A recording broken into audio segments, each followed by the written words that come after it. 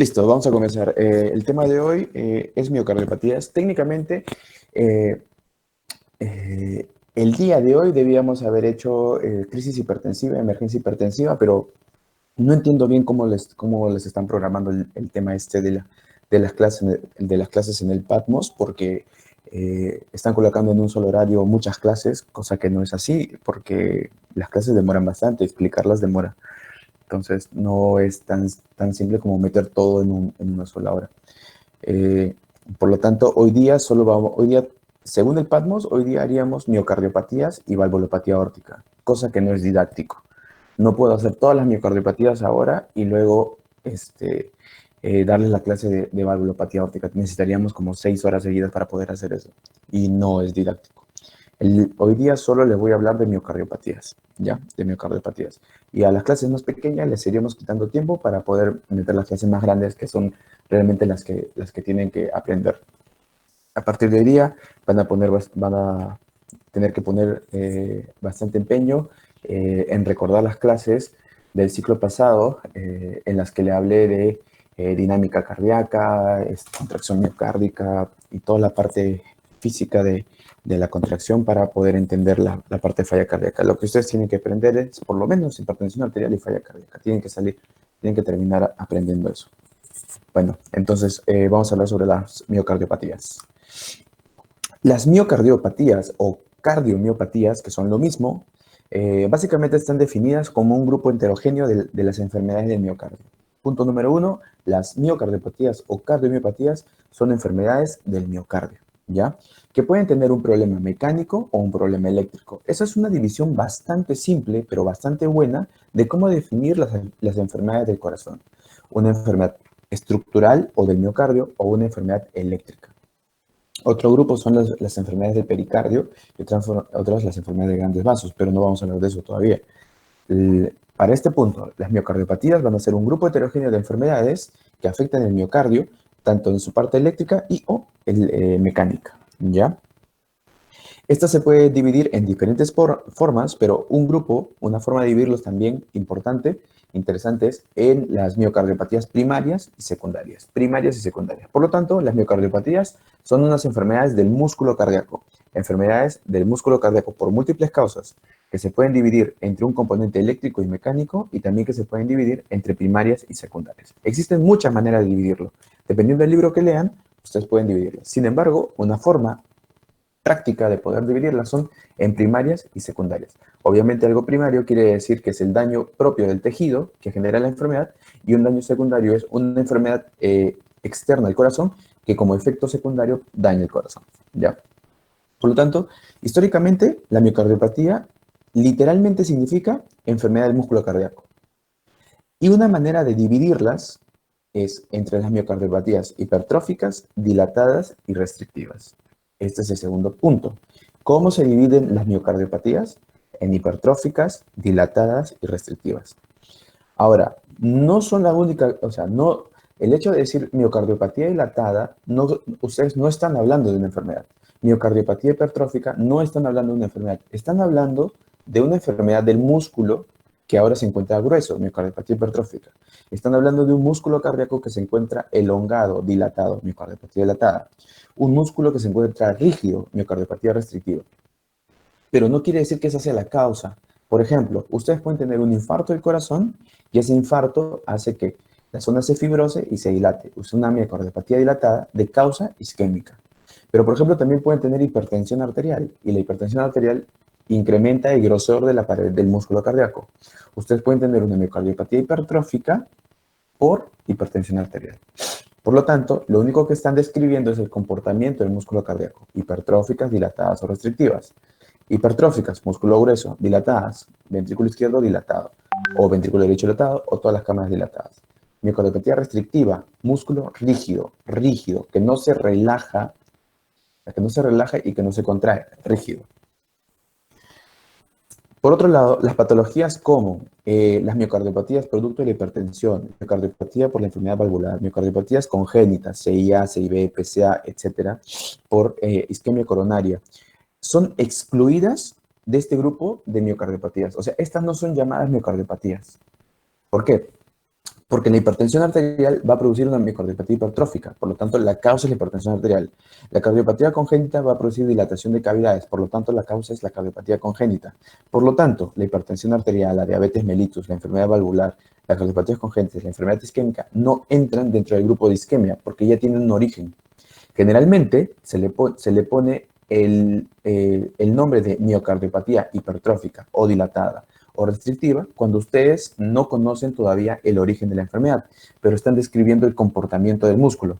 Por ejemplo, yo encuentro un ventrículo izquierdo grande, miocardiopatía dilatada. Todavía no sé el origen. Puede ser congénito, puede ser isquémico, puede ser diabético, puede ser, etcétera. Miles de causas.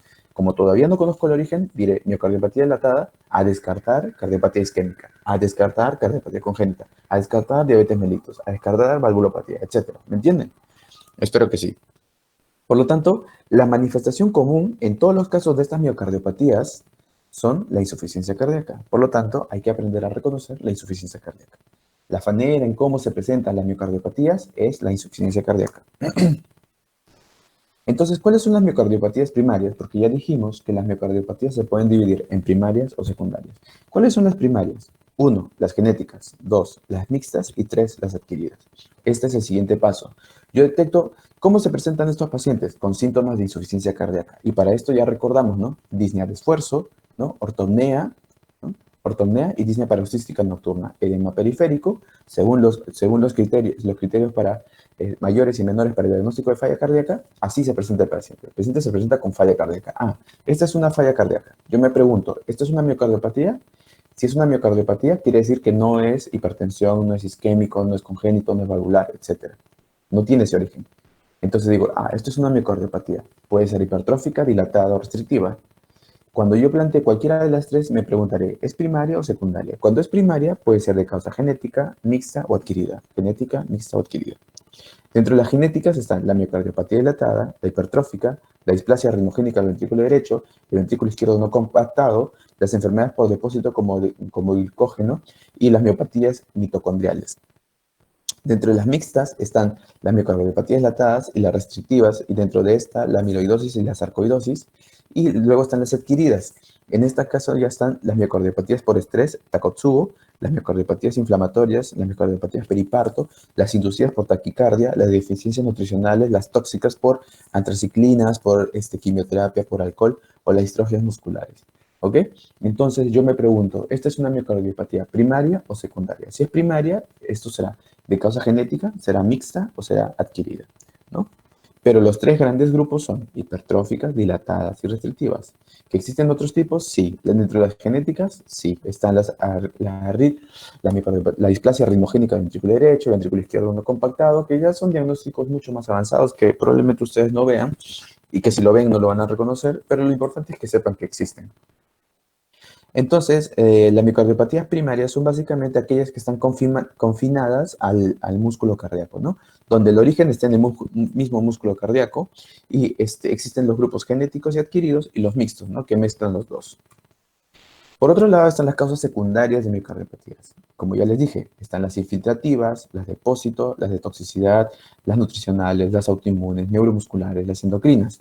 ¿Ya? Las adquiridas son las secundarias. Estas son las secundarias. Cuando existe otra enfermedad que puede producir una dilatación del ventrículo izquierdo, una hipertrofia del ventrículo izquierdo, un músculo rígido, restrictivo, eso es una causa secundaria. Entonces, técnicamente se dan cuenta que estamos hablando que las miocardiopatías primarias o genéticas son de las que vamos a hablar. La dilatada, la hipertrófica, la displasia ritmogénica del ventrículo derecho, el ventrículo izquierdo no compactado, depósitos de glicógeno y las miopatías mitocondriales. Entra acá también las restrictivas. Entonces, como ya les mencioné, las miocardiopatías tienen una clasificación en base a su morfología. ¿Qué quiere decir en base a su morfología? En base a, pues su nombre lo dice, pues morfológicamente cómo están, o está morfológicamente dilatado, morfológicamente grueso, morfológicamente rígido, morfológicamente afecta solo el ventrículo derecho, ¿no? O morfológicamente no tengo la menor idea de qué es y por lo tanto diré que es un Takotsubo o ventrículo izquierdo no compactado. Entonces, si hasta el momento ustedes me siguen, entienden que la clase de miocardiopatías está dirigida a hablar de las miocardiopatías primarias. Y las miocardiopatías primarias se clasifican en base a su morfología: hipertróficas, dilatadas, restrictivas, y luego dos grupos especiales: la displasia ritmogénica del ventrículo derecho y las no clasificadas, donde está el ventrículo izquierdo no compactado y el Takotsubo.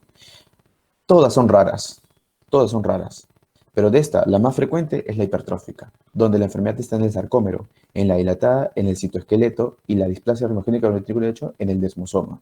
Si algo tuviese que preguntarles, sería: ¿cuál es el gen defectuoso en la hipertrófica? El sarcómero. ¿Qué estructura se altera en la dilatada? El citoesqueleto. ¿Qué estructura se altera en la displasia ritmogénica del ventrículo derecho? El desmosoma. Si ustedes recuerdan, ¿no? La primera parte, bueno, de repente no fue con ustedes. Si ustedes se recuerdan, los componentes de los que tanto se hablaron del músculo cardíaco, pues el citoesqueleto, el sarcómero, los desmosomas, y cuando se altera cada uno, ustedes pueden tener una hipertrófica, una dilatada, una displasia ritmogénica del ventrículo derecho, y la restrictiva, pues básicamente es el músculo que se ha infiltrado y se ha puesto rígido, ¿no? ¿Ok? Entonces, hasta el momento, miocardiopatías. ¿Cómo se presenta una miocardiopatía? Como insuficiencia cardíaca. Una insuficiencia cardíaca donde yo no sé la causa, donde no es valvular, no es hipertenso, no es diabético, no es isquémico, no es congénito, no es ninguna de esas causas. Ya. Entonces, esto puede ser una miocardiopatía que se está presentando con falla cardíaca. Entonces, lo que necesito es ver su morfología. ¿Está grueso? ¿Está dilatado? ¿Está rígido? ¿No? O solo afecta el ventrículo derecho, displasia ritmogénica del ventrículo derecho, o no tengo la menor idea y por lo tanto será uno compactado o un Takotsubo. ¿Ok? De estos, los hipertróficos son los más frecuentes, y de los más frecuentes el daño está en el sarcómero, del dilatado en el citoesqueleto y de la displasia ritmogénica del ventrículo derecho en el desmosoma. ¿Cuál es el primer paso frente a una miocardiopatía? Ustedes se encuentran un paciente con falla cardíaca ya. Ortopnea, disnea de esfuerzo, disnea de reposo, disnea paroxística nocturna. Falla cardíaca. No tiene una causa valvular, no tiene una causa isquémica, no es hipertenso, no es diabético, no es una enfermedad renal crónica. No existe una causa que produzca esa falla cardíaca. Por lo tanto, es una miocardiopatía. Y entonces lo único que tengo que hacer es saber o caracterizar la morfología: hipertrófica, dilatada, restrictiva, o solo el ventrículo derecho. Entonces, ya lo planteé así, ya hice cualquier estudio que me muestre la morfología, y la pregunta es: ¿cuál es el primer paso? El primer paso es este de acá. El primer paso es este de acá. Paso número 1. Ahí está, paso número 1. 1, ¿cómo se presenta clínicamente? 2, la historia, el electro, examen de laboratorio. Tienen que medir función renal, función hepática, enzimas cardíacas, un hemograma, la saturación, ferritina, biomarcadores. Todo esto para descartar causas secundarias, que no se les vaya a pasar. Pero el primer paso es laboratorio, electro y historia clínica. Laboratorio, electro y historia clínica. Este es el primer paso en una miocardiopatía. Entonces, el primer grupo está determinado por la más frecuente, miocardiopatía hipertrófica. Doctor, ¿cuál es la miocardiopatía más frecuente dentro de las genéticas? La hipertrófica. La más frecuente de las genéticas es la hipertrófica. La miocardiopatía hipertrófica es relativamente común, 1 en 500, de cada 500 personas. Si existen 500 personas en su universidad, uno tiene una miocardiopatía hipertrófica. Es la causa más frecuente de muerte súbita antes de los 35 años. ¿Cuál es el primer síntoma de la miocardiopatía hipertrófica? La muerte. El primer síntoma de la miocardiopatía hipertrófica es la muerte. ¿Qué, doctor? O sea, que cada vez que muere es una hipertrófica. No. Pero ¿cuál es el síntoma más frecuente? Este tipo de pacientes son aquellos que generalmente se ahogan. Son pacientes que van a nadar, están en la playa, en la piscina, y se ahogan, los rescatan, los resucitan, y él lo cuenta como si se hubiese ahogado. No, no es una ahoga, es una muerte súbita recuperada. El primer reconocimiento clínico de una miocardiopatía hipertrófica puede ocurrir en la sexta o octava década de la vida. El paciente nunca puede haber ido a un médico, y cuando ya tiene 60 años va y le encuentran un miocardio completamente grueso, y se le establece como una miocardiopatía hipertrófica. Las complicaciones son básicamente graves después de los 60 años. Es la miocardiopatía que se diagnostica antes de los 35, pero frecuentemente se reconoce después de los 60 y tiene las complicaciones. La miocardiopatía hipertrófica es un trastorno del miocardio, como ya dijimos, del sarcómero, ¿no? ¿Dónde está el problema de la hipertrófica? En el sarcómero. ¿Dónde está el problema de la hipertrófica? En el sarcómero. por tercera vez, creo que esta es la sexta vez, por sexta vez, la causa de una miocardiopatía hipertrófica o el problema está en el sarcómero. Se manifiesta principalmente como hipertrofia simétrica o asimétrica. ¿Qué quiere decir esto? Que el ventrículo izquierdo, que el ventrículo izquierdo que tiene una forma cónica, ¿no? Sus paredes deben medir menos de 12 milímetros, pero existen casos en la hipertrófica donde su pared pasa a ser mayor de 15 milímetros. Y esto puede ser de forma simétrica o de forma asimétrica. ¿Ok? El punto de corte para decir que tiene usted una miocardiopatía hipertrófica es cuando tiene una pared mayor de 15 milímetros. Punto de corte, pared mayor de 15 milímetros. En un ventrículo izquierdo que no está dilatado. En un ventrículo izquierdo que no está dilatado. Y no hay otra causa que produzca la hipertrofia. O sea, que no tiene una estenosis aórtica, que no tiene una hipertensión arterial. ¿Ya? Como puede ser simétrica o asimétrica, o sea, todos los segmentos del ventrículo izquierdo o un solo segmento del ventrículo izquierdo, ¿no? Este, nosotros la llamaremos así, ¿no? Simétrica o asimétrica. El lugar más frecuente en el que se daña, el tabique. El lugar más frecuente que se engruesa es el tabique. La hipertrofia del ventrículo derecho y la obstrucción del tracto salida del ventrículo derecho coexisten de manera menos común. O sea que la miocardiopatía hipertrófica es mucho más frecuente en el ventrículo izquierdo. Es mucho más frecuente en el ventrículo izquierdo. ¿Cuáles son las causas de una miocardiopatía hipertrófica o en quiénes podemos encontrar una miocardiopatía hipertrófica? En los atletas. El principal grupo que presenta una miocardiopatía hipertrófica son los atletas, ¿no? Son esos futbolistas que están jugando, de repente se caen y mueren, porque el primer síntoma es la muerte. Esos son los pacientes que hacen miocardiopatía hipertrófica. Son los deportistas hacen miocardiopatía hipertrófica. Otras causas de miocardiopatía hipertrófica, como ya les dije, la hipertensión arterial, la obstrucción del tracto de salida ventrículo izquierdo, que puede ser una membrana, una oclusión subaórtica, aórtica o supravalvular, ¿no? Porque las obstrucciones del tracto de salida del ventrículo izquierdo, ¿no? Pueden ser subaórticas, bueno, infravalvulares, valvulares y supravalvulares, ¿no? Aquí están todas esas. Puede ser una hipertrofia del ventrículo derecho, como la displasia ribogénica del ventrículo derecho, una enfermedad de Fabry, depósitos de colágeno, mucopolisacaridosis, amiloidosis y sarcoidosis. Pero doctor, usted nos dijo que la amiloidosis es una mixta. Sí, es una mixta, pero la amiloidosis también engruesa el músculo cardíaco. Entonces, yo no tengo la culpa de que también engruese el músculo cardíaco, pues si hace rigidez y también engruesa el músculo cardíaco, ¿qué puedo hacer yo?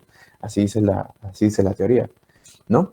Entonces, estas son causas secundarias de miocardiopatía hipertrófica. Cuando no hay ninguna de estas causas, esa es una miocardiopatía hipertrófica genética. Por lo tanto, ¿cómo divido yo una miocardiopatía hipertrófica? Como congénita o adquirida. Como congénita o adquirida. Entonces, si es congénito, es una estenosis subaórtica, un ventrículo izquierdo no compactado o una estenosis supraórtica. Siempre las oclusiones supravalvulares o infravalvulares son generalmente genéticas. O un ventrículo izquierdo que no está compactado. ¿Qué quiere decir? Es un ventrículo grueso, pero que está muy trabeculado, ¿no? Que está muy trabeculado, no compactado. Los adquiridos, hipertensión arterial, estenosis aórtica y corazón de atleta. Por lo tanto, cuando ustedes se encuentran en una falla cardíaca y ven un músculo cardíaco grueso, se preguntan, ¿esto es congénito o es adquirido? Si es congénito, es una membrana supravalvular, infravalvular o un ventrículo izquierdo no compactado. Si no es congénito, es adquirido. Y si es adquirido, será por hipertensión arterial sistémica, estenosis aórtico o corazón de atleta. Las tres cosas adquiridas que tienen que pensar en un miocardio grueso es estenosis aórtica, hipertensión arterial y corazón de atleta. Si tienen alguna enfermedad sistémica, pues tendrán que pensar en Fabry, amiloidosis, síndrome hipereosinofílico o de Leffler, ¿no? Depósito de glicógeno y sarcoidosis, ¿ok? Entonces, ¿cómo se va a presentar este paciente? Es un paciente que hace falla cardíaca, ustedes le hacen una ecografía o cualquier estudio y encuentran un miocardio grueso. Entonces se preguntan, ¿cuál es la causa? La causa es sistémica o cardíaca. ¿Cardíaca o sistémica? Si es cardíaca, es congénita o adquirido. Si es congénito, estenosis subaórtica, supraórtica o ventrículo izquierdo no compactado. Si es adquirido, estenosis aórtica, hipertensión arterial, corazón de atleta. Si el problema no es cardíaco, es sistémico. Y si es sistémico, es la enfermedad de Fabry, la amiloidosis cardíaca, el síndrome hipereosinofílico, el depósito de glicógeno y la sarcoidosis. Eso es todo lo que tienen que pensar cuando ustedes ven un músculo grueso. Eso es todo lo que tienen que pensar cuando ustedes ven un músculo cardíaco grueso. ¿Sí? La evolución natural de una miocardiopatía hipertrófica es la muerte súbita, falla cardíaca por la hipertrofia, o una miocardiopatía ya terminal, o fibrilación auricular, o síncope. ¿Ok? Síncope.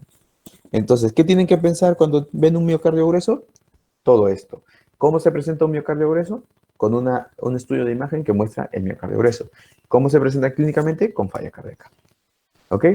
Cuando no es ninguna de esas causas, cuando ustedes ya han descartado todas esas causas, plantean que es una miocardiopatía hipertrófica genética. Genética. Con respecto, cuando ustedes ya dicen que esto es genético, se dan cuenta que puede ser, que es básicamente un gen con herencia autosómica dominante en el 60-70% de un familiar afectado. ¿Qué quiere decir? Que si es dominante y está en el 70% de un familiar afectado, si ustedes se encuentran una hipertrófica, automáticamente tienen que testear a toda la familia. Automáticamente tienen que testear a toda la familia. La miocardiopatía hipertrófica es más frecuente en hombres que en mujeres. Es una de las pocas enfermedades que es más frecuente en hombres. Muchas de las enfermedades cardíacas son muy frecuentes en mujeres. Pero bueno, la miocardiopatía hipertrófica es más frecuente en hombres. Es autosómica dominante, 60-70% de los familiares que ya tienen una afectación, por lo tanto, hay que hacer un screening a toda la familia una vez que se encuentra la miocardiopatía hipertrófica. Los genes más comúnmente afectados, la cadena pesada de beta-miosina, ¿no? La cadena pesada de beta-miosina. Las mutaciones de las proteínas sarcoméricas conducen a un desorden miocárdico, hipertrofia patológica y fibrosis. ¿Qué caracteriza la miocardiopatía hipertrófica? Si bien es cierto la alteración del sarcómero, pero básicamente es la fibrosis. Es un músculo grueso y fibrótico, músculo grueso y fibrótico, por alteración del sarcómero de forma autosómica dominante, 60-70% de los familiares, más frecuente en hombres, y se afecta más frecuentemente la cadena pesada de la beta-miosina. La base genética de la hipertrofia ventricular no siempre se correlaciona con el pronóstico. O sea que yo puedo tener un músculo mega grueso, pero no quiere decir que me muera de muerte súbita. ¿Ya? No hay una relación.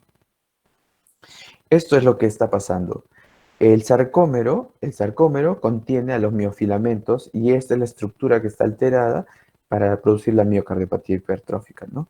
Cuando se altera el citoesqueleto es la dilatada y cuando se alteran las otras proteínas está la esclerosa artermogénica del ventrículo derecho, ¿no? La esclerosa artermogénica del ventrículo derecho. Entonces, como ya sabemos que esta hipertrófica no tiene otra causa secundaria, no es una estenosis aórtica, no es una HTA, no es una valvulopatía, no es una enfermedad secundaria, y planteamos que es genética, se estudia a toda la familia por ser genético, porque es autosómico dominante hasta el 70% de los familiares. Que la cadena más pesada, la cadena más frecuente, la zona más dañada es la beta-miosina dentro del sarcómero. Entonces, dentro del sarcómero existen los filamentos gruesos y los filamentos delgados y los filamentos intermedios y los discos Z. Todo esto, cualquiera de estos se puede alterar y producir una miocardiopatía hipertrófica, ¿no? Pero vemos que 50% son por mutaciones y 50% no están mutados. Por lo tanto, dentro de las miocardiopatías hipertróficas congénitas de origen genético, 50% son por mutación y 50% no son por mutación. Y en los que están mutados, el más frecuente es la beta-miosina cadena pesada de la beta-miosina, ¿ok? Bueno, existen fenotipos. ¿Qué es un fenotipo? ¿Y qué es un genotipo? Un fenotipo es, por ejemplo, eh, un fenotipo puede ser una persona delgada, pero esa persona tiene las arterias coronarias con muchas placas ateroscleróticas y come mucha chatarra. Es porque tiene un genotipo de obesidad, es un genotipo obeso, o es genotípicamente obeso, genotípicamente coronario. Tiene una predisposición genética a comer mucho, una predisposición genética a tener mucha aterosclerosis, pero fenotípicamente es una persona delgada. Una cosa es el fenotipo y otra cosa es el genotipo. Entonces, la hipertrofia asimétrica es la más común. ¿Qué quiere decir? ¿Cómo se ve esa miocardiopatía hipertrófica?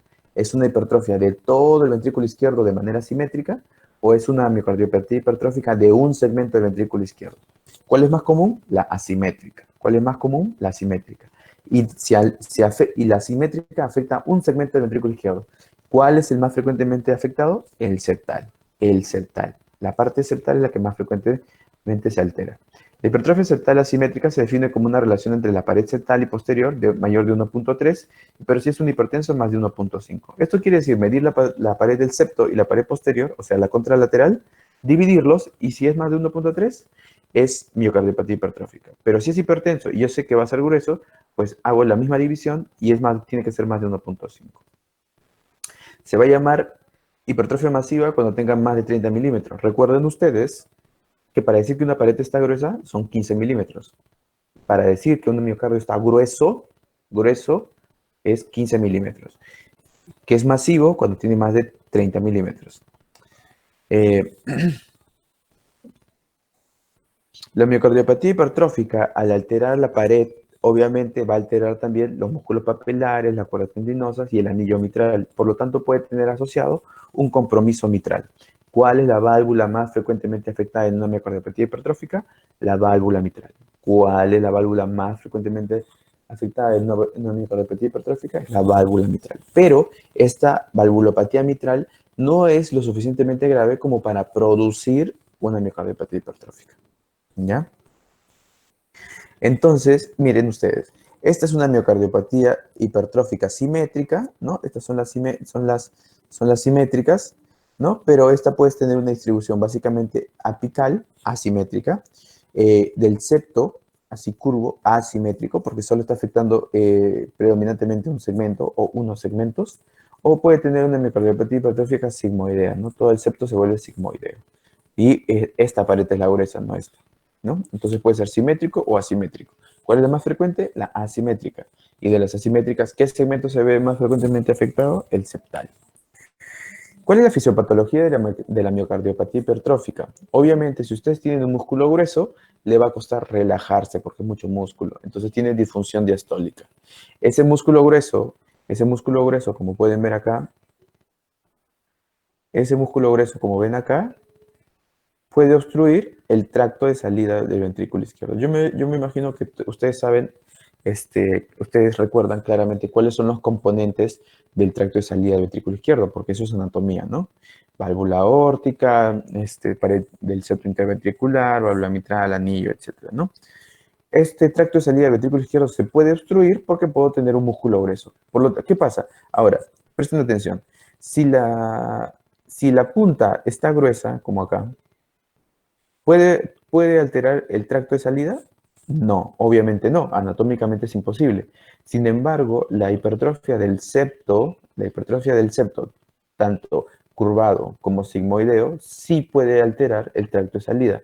Por lo tanto, la respuesta es, ¿quiénes obstruyen el tracto de salida? Las miocardiopatías asimétricas. ¿Cuál de las asimétricas? La septal. La apical, ¿por qué no? Porque anatómicamente la punta o el ápice del ventrículo izquierdo no está cerca o no está adyacente al tracto de salida. ¿Cuál puede producir insuficiencia mitral? ¿Cuál produce la insuficiencia mitral? Obviamente la que está cerca del aparato mitral. La que está cerca del aparato mitral. ¿Quién es? El septo. ¿Isquemia miocárdica? Sí, cualquier miocardiopatía hipertrófica puede producir isquemia miocárdica, porque ustedes las arterias coronarias van a ofertar un volumen determinado de sangre, pero esta vez no tienen una cantidad determinada de músculo, ahora tienen mucho músculo y por lo tanto la irrigación va a ser más difícil y puede producir isquemia. Como ya les dije que ese tejido grueso es fibrótico, las zonas de fibrosis son proarrítmicas, por lo tanto pueden hacer arritmias, ¿no?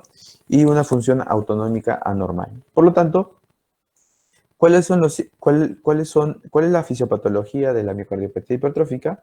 Todas las hipertróficas hacen disfunción diastólica porque el músculo está grueso. Todas las hipertróficas hacen isquemia miocárdica y todas las hipertróficas hacen arritmias. ¿Por qué? Porque tienen zonas de fibrosis. Todas las hipertróficas hacen disfunción diastólica, isquemia miocárdica y arritmias. Solo las que comprometen el septo hacen obstrucción del tracto de salida e insuficiencia mitral. Solo las que incluyen el septo son las que producen insuficiencia mitral, daño mitral o obstrucción del tracto de salida. Entonces, como el problema es en la disfunción diastólica, tenemos que ver ¿qué compone la función diastólica?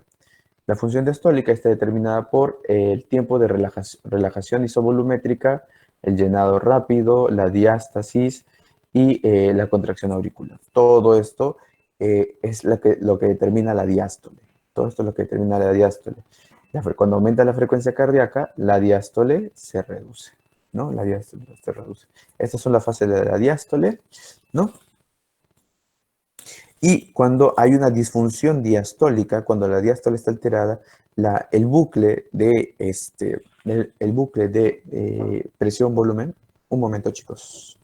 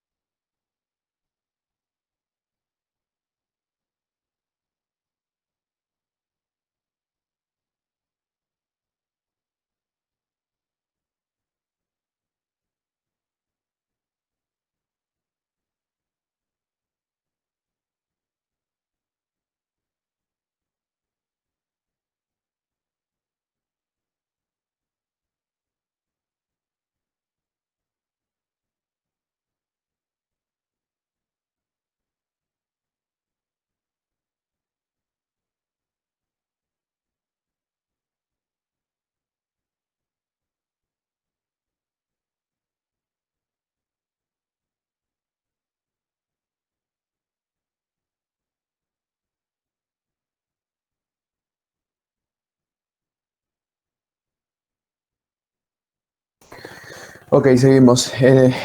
Entonces, cuando decimos que la miocardiopatía hipertrófica puede producir disfunción diastólica, es básicamente porque hace un desplazamiento de la curva de presión-volumen hacia la izquierda y hacia arriba, ¿no? Hacia la izquierda y hacia arriba, hacia la izquierda y hacia arriba.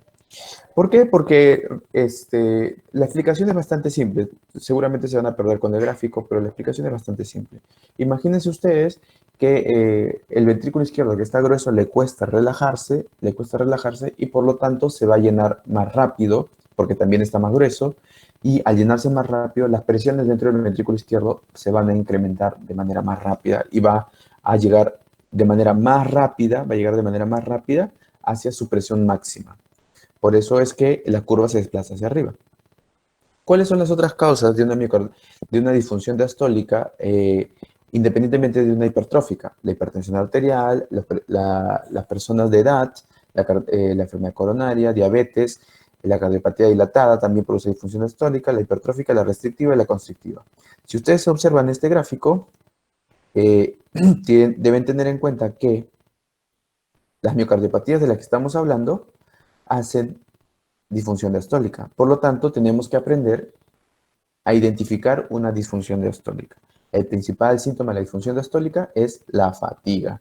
La fatiga. ¿Qué es la fatiga? La persona camina y se cansa, no se ahoga, porque eso es disnea. La fatiga es el principal síntoma de la disfunción diastólica. Por eso es que los pacientes de edad o ancianos dicen, no, ahora camino 5 cuadras y me canso. Ahora me canso más rápido. Eso de me canso es fatiga y eso representa una disminución en el gasto cardíaco y es una representación de una disfunción diastólica y podría ser cualquiera de estas causas. Simplemente su edad, o es porque son hipertensos, o es porque son coronarios o diabéticos, o tienen cualquiera de las cardiopatías de las que estamos hablando. Entonces, también existen las funciones fásicas de la aurícula izquierda que están comprendidas dentro de la función diastólica, que también hay que entenderlo, ¿no? La contracción auricular no es simplemente que la aurícula se contrae, ¿no? La aurícula, al contraerse, tiene tres fases: una fase de conducción, una fase contráctil y una fase de reservorio. Todo esto es la función de la aurícula izquierda, ¿no? Y tiene una relación directa con el ciclo cardíaco en la última fase de la fase diastólica. Se muestra básicamente la entrada mitral, la entrada venosa y pulmonar, y luego su correlación con la ecocardiografía, ¿no? El volumen de la aurícula izquierda aumenta durante la fase de reservorio a un volumen de aurícula izquierda máximo. O sea, la aurícula izquierda durante su fase de reservorio es la fase en la cual va a recibir todo el volumen, ¿no? Luego viene la fase contráctil y luego una fase de conducción. Bueno, entonces, esto es un poco de lo que les estaba hablando. El problema de la disfunción diastólica es que se altera la relajación. Al alterarse la relajación, la presión de la aurícula izquierda se incrementa en un primer momento. Y luego el ventrículo izquierdo y la aurícula izquierda llegan a un punto para poder pseudonormalizar el estado, pero sigue con una alteración de la relajación, hasta un punto en el cual ya el ventrículo izquierdo se vuelve rígido o no acepta las presiones, y eso se vuelve en una característica restrictiva, ¿no? Entonces, cuando seguimos con la curva de presión-volumen, vemos que la pendiente de rigidez se inclina más para hablarnos de la disfunción diastólica. Como pueden ver acá, como ustedes pueden ver acá, la característica de la disfunción diastólica en la curva de presión-volumen, que tanto se habló en el ciclo pasado, me imagino, ¿no? Les muestra que la disfunción diastólica hace que la curva se desplace hacia la izquierda, en los bucles de presión-volumen. Eso ya lo deben saber por la clase que hicimos de, de curva presión-volumen en el ciclo pasado. Bueno, entonces, la característica principal de la miocardiopatía hipertrófica es la disfunción diastólica. Es básicamente una anormalidad en el llenado o una alteración en la relajación, que es lo mismo, una alteración en el llenado o una disfunción en la relajación de estos pacientes.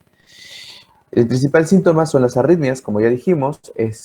Todas las hipertróficas producen arritmias porque tienen músculo fibrótico y pueden hacer desde taquicardia ventricular hasta fibrilación ventricular, ¿no? Solo las que incluyen la miocardiopatía hipertrófica en el segmento septal o del septum interventricular es el que puede obstruir el tracto de salida del ventrículo izquierdo o alterar la válvula mitral. Entonces, básicamente, lo que va a pasar es lo siguiente.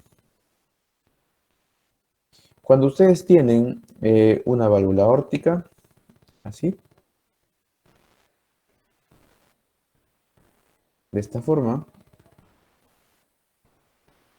alguien me tiene que regalar un lápiz un lápiz óptico para mi clase. Cuando el septo se vuelve mucho más grueso,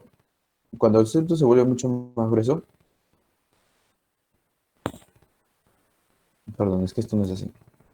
Vamos a hacerlo mejor.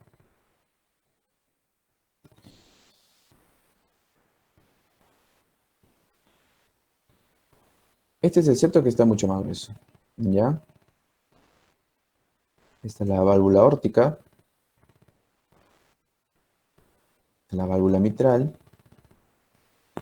Entonces, cuando el ventrículo izquierdo se contrae, expulsa la sangre a través del tracto de salida para que pase por la válvula y salga por la aorta. Eso es lo normal.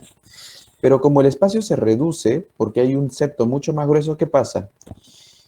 Si normalmente este es el diámetro del tracto de salida, al haber mucho más músculo, ¿qué va a pasar con el tracto de salida? Se reduce. ¿Y qué dijimos que pasa con una disminución del radio? ¿Qué pasa con la velocidad? Aumenta. ¿Qué pasa con el radio? ¿Qué pasa con la presión? Aumenta. Entonces, al haber un músculo más grueso, el radio disminuye a nivel del tracto de salida y por lo tanto la velocidad a través de esta válvula se incrementa y por lo tanto la presión se incrementa. Por eso es que nos hablan de una presión mayor de 30 milímetros de mercurio. Al haber un flujo de alta velocidad, ¿qué es lo que produce? El efecto Venturi. El efecto Venturi lo que va a hacer es realizar una tracción de la válvula mitral en el momento en el que debería estar cerrada. La válvula mitral está cerrada cuando la válvula aórtica está abierta. Entonces, pero pasa un flujo de alta velocidad y eso tracciona la válvula mitral, ¿no? Por un flujo de alta velocidad, tracciona la válvula mitral cuando debería estar cerrada y produce una insuficiencia mitral producto de esta hipertrofia del ventrículo izquierdo. Por lo tanto, lo que produce una hipertrofia del ventrículo izquierdo de origen septal es una obstrucción del tracto de salida del ventrículo izquierdo, reduciendo su radio, incrementando la velocidad del flujo que pasa a través del tracto de salida y la presión. Ese incremento de velocidad produce un efecto Venturi. El efecto Venturi va a traccionar la válvula anterior de la válvula mitral, que debe estar cerrada y por lo tanto produce una insuficiencia mitral secundaria. Esto se llama movimiento sistólico anterior de la válvula mitral. Movimiento sistólico anterior de la válvula mitral. Entonces, ¿la miocardiopatía hipertrófica produce una obstrucción del tracto de salida? Sí. ¿Reduce el radio? Como ya les dije, al aumentar el radio, aumenta la velocidad, ¿no? Al aumentar la velocidad, aumenta la presión. Por eso es que la obstrucción del tracto de salida se caracteriza por una presión a través de la válvula mayor de 30 milímetros de mercurio. Y ese incremento de la velocidad produce un efecto Venturi, y ese efecto Venturi produce una tracción de la válvula mitral anterior y produce una insuficiencia secundaria a esta tracción. Esto se llama movimiento sistólico anterior de la válvula mitral. Esas son las características de la miocardiopatía hipertrófica. Otra vez, para explicarles con dibujito, porque a ustedes les gustan los dibujos para poder entender, ¿no? Este es el tracto de salida del ventrículo izquierdo, ¿no? Este es el tracto de salida del ventrículo izquierdo. Acá está más o menos el septum interventricular. Este septum interventricular lo que hace es, esto es lo normal. Lo normal es que el flujo de sangre viene, atraviesa la válvula y luego pasa a la válvula aórtica, ¿no? Recuerden que la velocidad tiene una relación directa con la presión. A mayor velocidad, mayor presión, ¿no? Pero como esto se reduce, el radio se reduce, la velocidad incrementa, la presión incrementa y genera un flujo turbulento de alta velocidad y la válvula mitral se tracciona. La válvula mitral se tracciona. La válvula mitral se tracciona. Ok. Entonces, esto de acá que estamos mencionando de una tracción de la válvula mitral va a producir un soplo de insuficiencia mitral, ¿no? No vamos a tocar mucho esta parte porque en la parte de valvulopatías vamos a hablar sobre la semiología de la insuficiencia mitral, de la estenosis aórtica. Pero recuerden esto. Esto es para que lo recuerden. ¿Qué tienen que tener en cuenta? Y esto les va a resolver muchas dudas. A ustedes les deben haber preguntado muchas veces qué es un soplo, ¿no? A ustedes como estudiantes de medicina seguramente le han dicho, ¿qué es un soplo? Tengo un familiar con un soplo, un amigo tiene un soplo. ¿Qué es un soplo? Y ustedes seguramente rápidamente han dicho, seguro tiene una enfermedad del corazón. Nada más distante de la verdad. Realmente eso es no tener la menor idea de qué es un soplo. Un soplo es lo siguiente.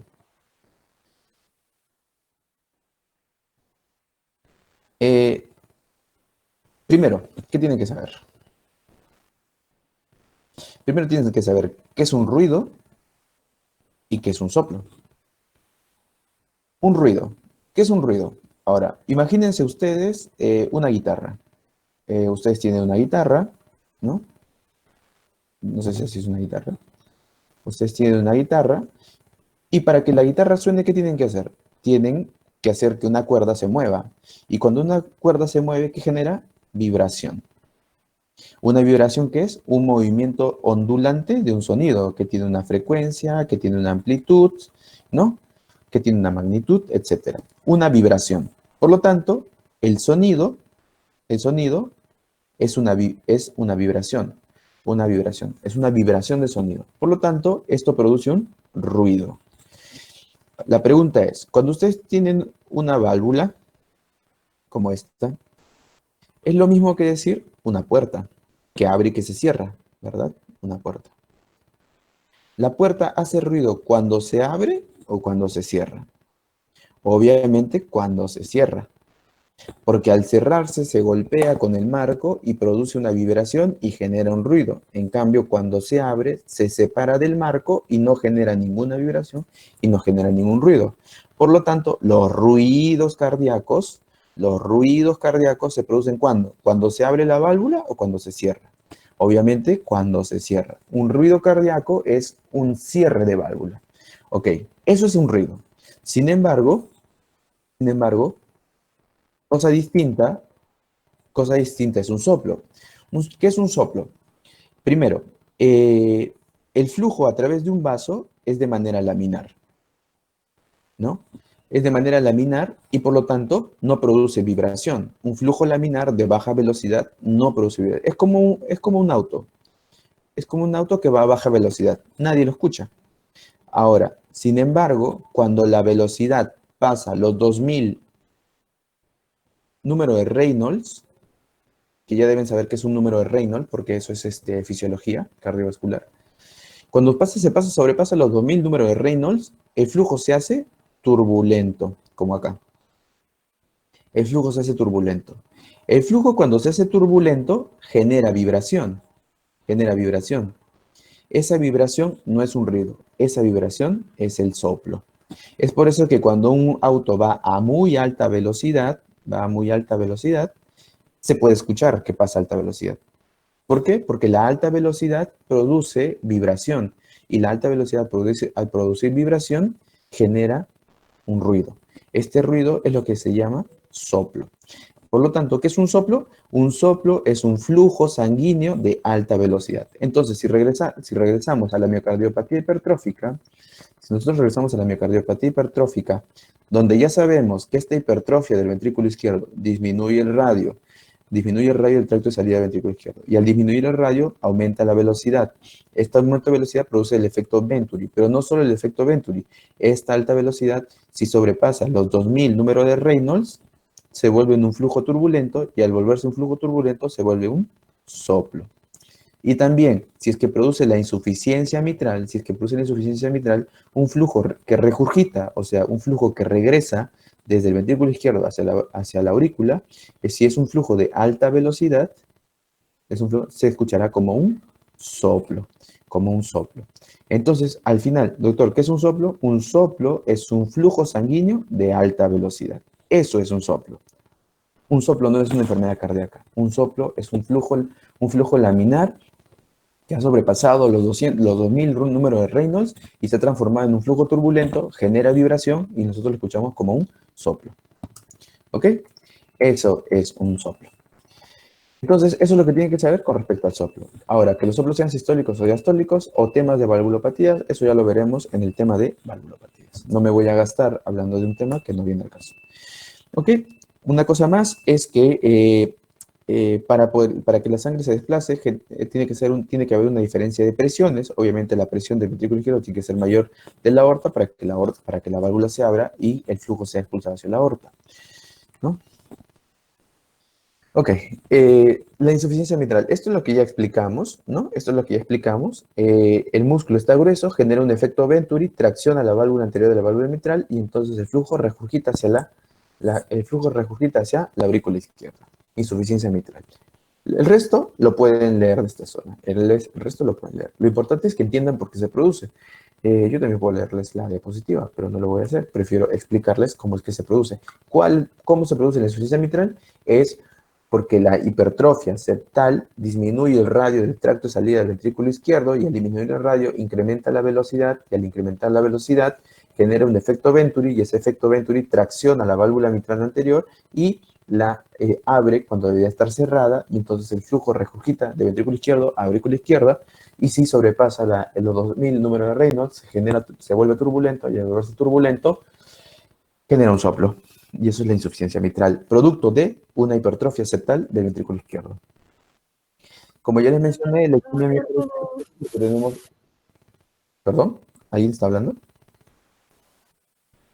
Sí, ¿puedes explicar otra vez, por favor? Pero si lo estoy explicando 5 veces, estoy diciendo lo mismo. A ver. Pero tienen que prestar atención. Estoy repitiendo 5 veces lo mismo.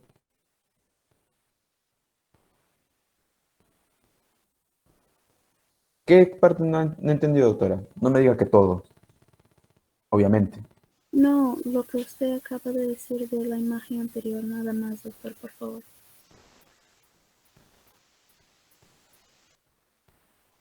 Otra vez. Músculo cardíaco.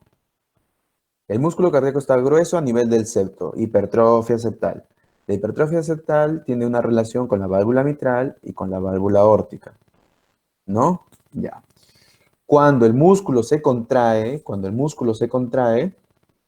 al contraerse, reduce, acá hay un diámetro del tracto de salida.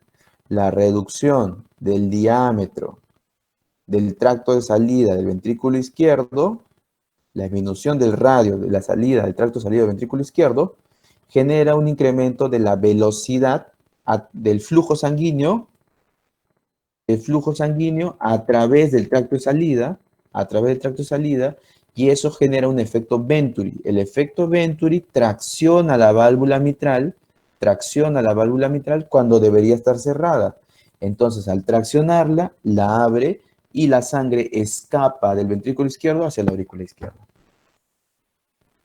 Por segunda vez, cuando existe una hipertrofia del ventrículo izquierdo, se reduce el radio del tracto de salida. ¿Ven esta imagen? Se reduce el radio del tracto de salida. Entonces, el volumen que pasa a través de esa disminución del radio aumenta su velocidad. Al aumentar su velocidad, por efecto Venturi, tracciona esa válvula mitral y genera que esa válvula mitral no esté cerrada y se escape la sangre del ventrículo izquierdo a la aurícula izquierda. Por tercera vez, el músculo cardíaco, que está más grueso, claro, muchas reduce gracias. el radio del tracto de salida del ventrículo izquierdo, incrementa la velocidad, tracciona la válvula anterior mitral y el flujo de sangre va de ventrículo izquierdo a aurícula izquierda. Entonces, lo he repetido como 10 veces. Isquemia miocárdica en el ventrículo izquierdo se produce porque tenemos más músculo cardíaco. Al tener más músculo cardíaco, la cantidad del flujo coronario no va a ser suficiente y por lo tanto va a haber zonas de isquemia. Para esto tenemos que recordar el concepto ya antes mencionado, donde decíamos que tiene que haber un equilibrio entre la oferta y la demanda. Si yo tengo más músculo, si incremento la masa muscular, ¿no? Tengo más demanda. Si yo tengo la misma cantidad de arterias coronarias con un mismo flujo, va a ocurrir la isquemia. ¿Por qué? ¿Por qué? Yo tengo que mantener un equilibrio entre la oferta y la demanda. Yo normalmente ofrezco un volumen de sangre de 10 mililitros. Ejemplo, no es que sea verdad. Ejemplo, a través de la arteria coronaria para una determinada cantidad de músculo cardíaco. Sin embargo, cuando la cantidad del músculo cardíaco aumenta, no se incrementan y no se vuelven más grandes las arterias coronarias. Y sigo teniendo los 10 mililitros de sangre. Por lo tanto, estos 10 mililitros no van a ser suficientes para esta cantidad de músculo. Número 2. Este músculo está mucho más grande y presiona las arterias endocárdicas. Por lo tanto, va a haber varios mecanismos, tanto de la cantidad muscular como la compresión de las arterias coronarias, que produce isquemia. ¿Por qué produce isquemia? Por desbalance entre la demanda. Aumenta la demanda y la oferta se mantiene igual. Aumenta la demanda y la oferta se mantiene igual. Por tercera vez, incrementa la masa muscular y por lo tanto incrementa la demanda. Esta masa muscular comprime las arterias endocárdicas del ventrículo izquierdo y por lo tanto produce isquemia. ¿Por qué se produce la isquemia? Por un desbalance entre la oferta y la demanda. Por cuarta vez, ¿por qué se produce isquemia? Por desbalance entre la oferta y la demanda. Incrementa la demanda porque hay mayor músculo y este músculo comprime las arterias endocárdicas del ventrículo izquierdo y produce isquemia. La miocardiopatía hipertrófica también produce un tono autónomo anormal, en el cual alrededor del 25% de los pacientes con hipertrofia muestran anormalidades autonómicas. Básicamente, esto empeora el pronóstico y produce básicamente estados de vasodilatación, ¿no? Estados de vasodilatación. Bueno, este es el examen físico en el cual al cual no me voy a explayar porque este examen físico de miocardiopatía hipertrófica lo vamos a ver en estenosis aórtica, con más calma. Entonces no vamos a hablar de cosas que vamos a hablar después.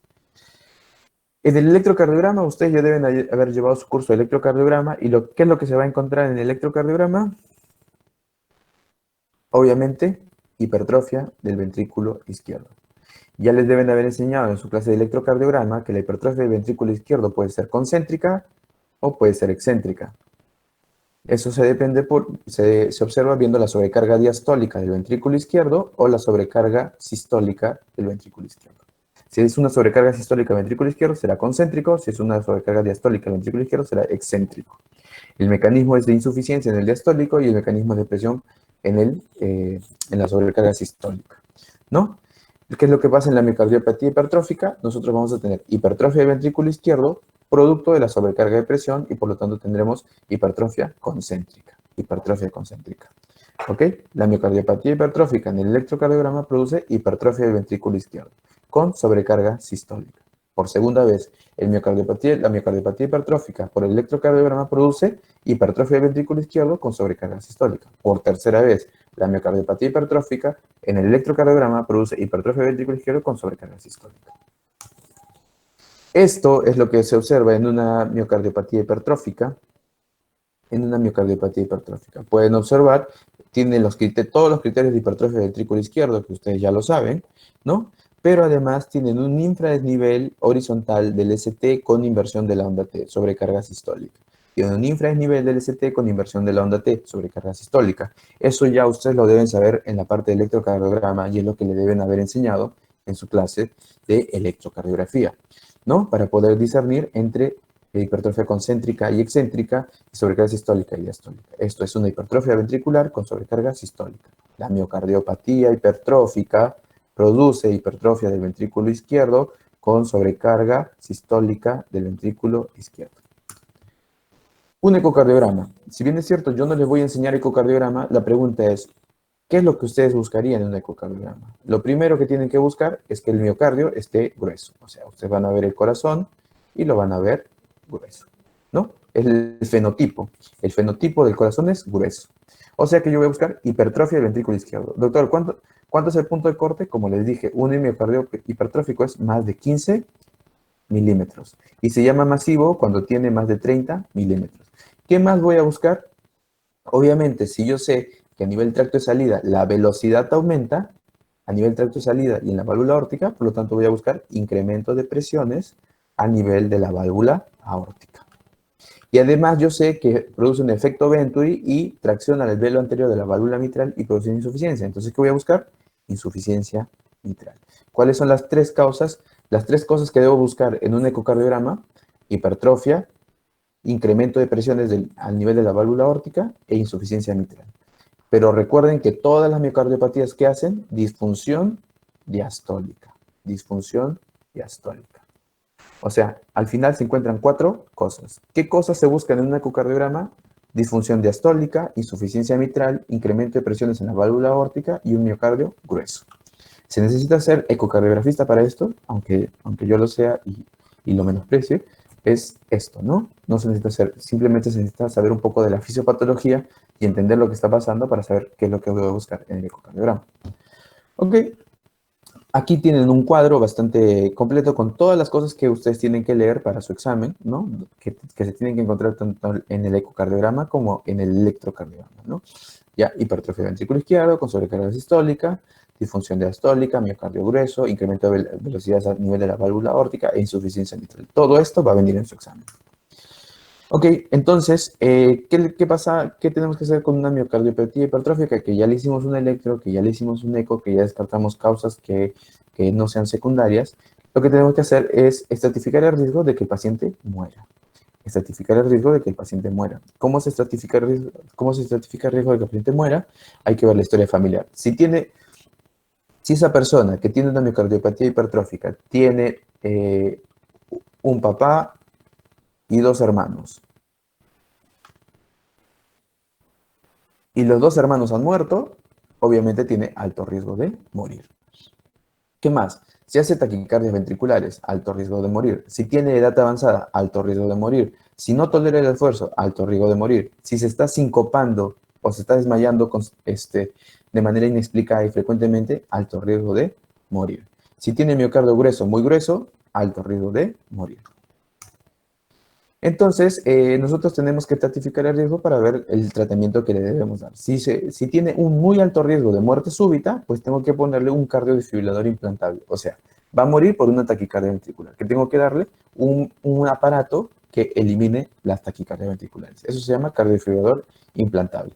Tengo que mejorar los síntomas. Si el problema es la diástole, como ya les he mencionado, si el problema es la diástole, ¿qué tengo que hacer? Prolongar la diástole. Y para prolongar la diástole, ¿qué tengo que hacer? Reducir la frecuencia cardíaca. Porque todos sabemos